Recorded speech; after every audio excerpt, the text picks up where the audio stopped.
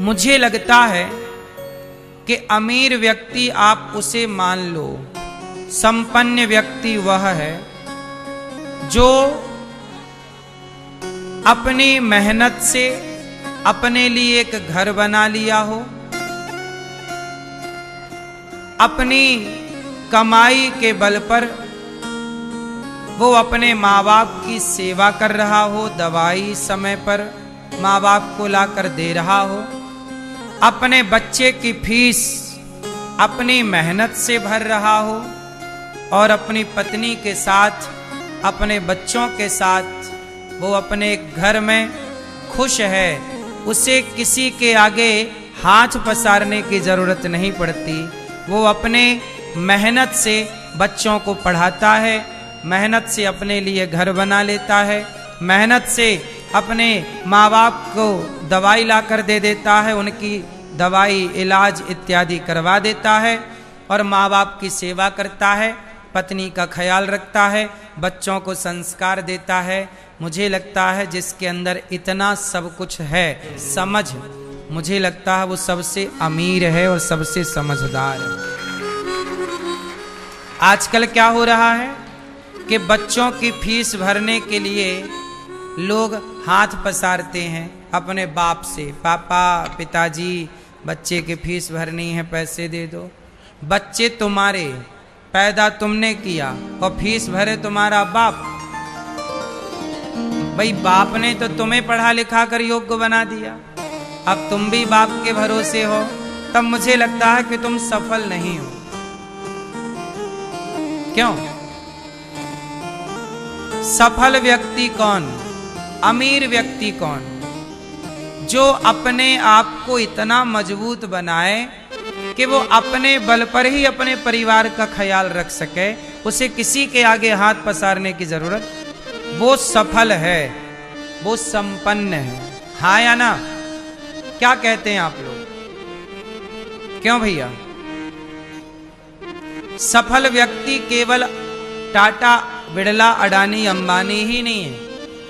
हर वो व्यक्ति सफल है जो अपने पैरों पर खड़ा है, मीन्स सेल्फ डिपेंड है, आत्मनिर्भर है, जो अपनी जरूरतें अपने पैसे से, अपनी कमाई से, अपनी मेहनत से पूरी करता है, वो सफल है।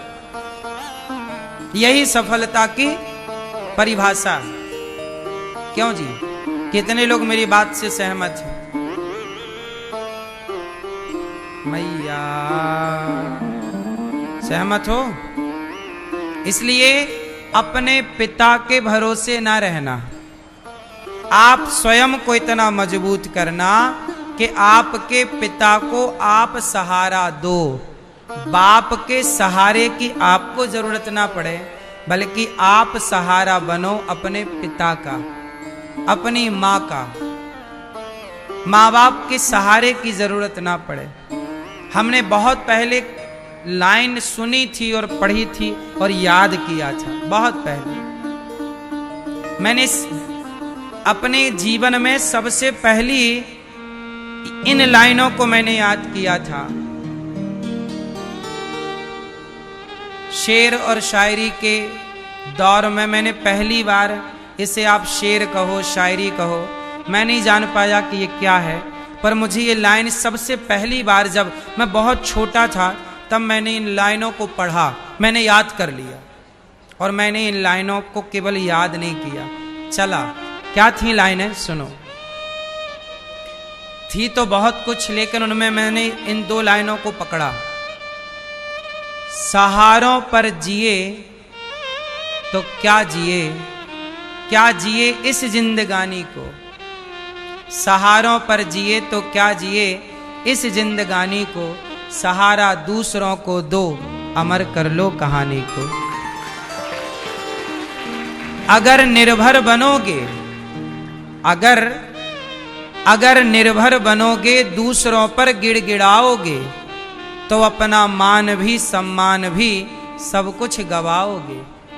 इसलिए खड़े हो शान से तनकर, यही शोभा मनुष्य तन की, स्वयं सींचो हर एक डाली, खुशी जीवन के मधुबन की।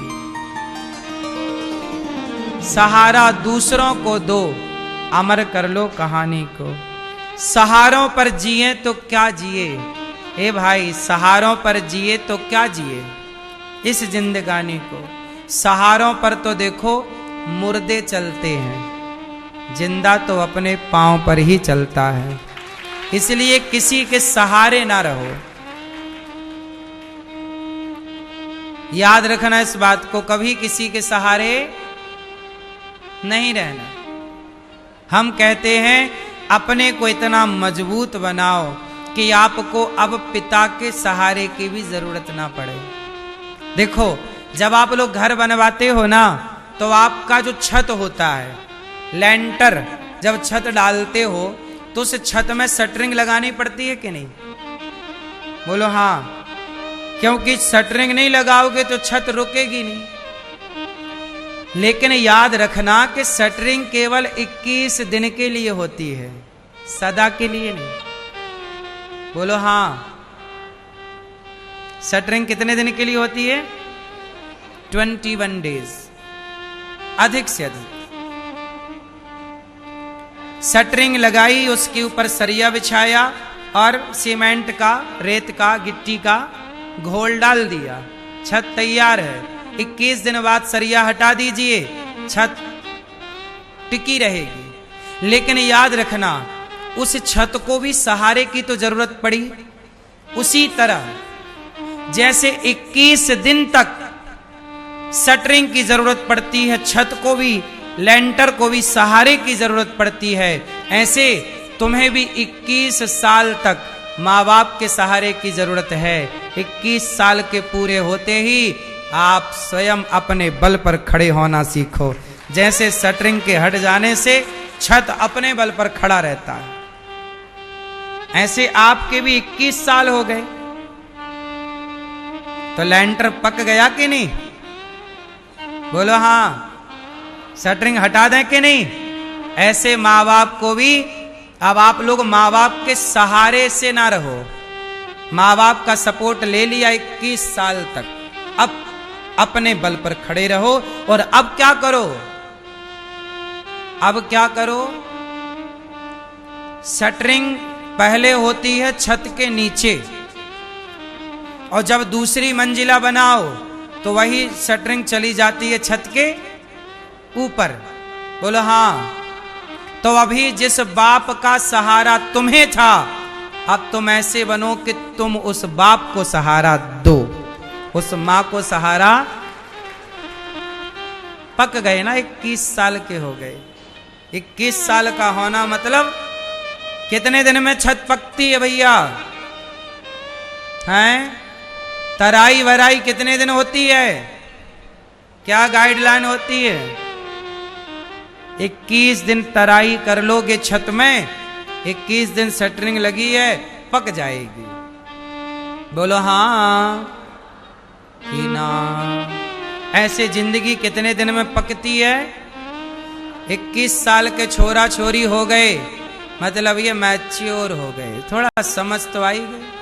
अब थोड़ा सत्संग मिल जाए, इनको सही लाइन मिल जाए तो बहुत आगे बढ़ जाएंगे, पर इसी समय इनको कुसंग मिल जाता है।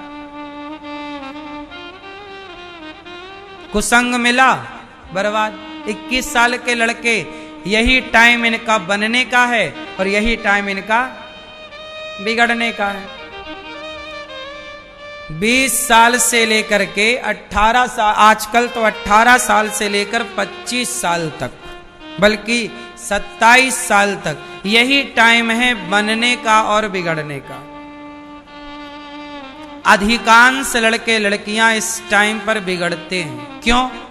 सही रास्ता नहीं मिलता, सही गाइडलाइन नहीं मिलती, सही मार्गदर्शक नहीं मिलता। इसलिए कहता हूं गुरु की आवश्यकता है।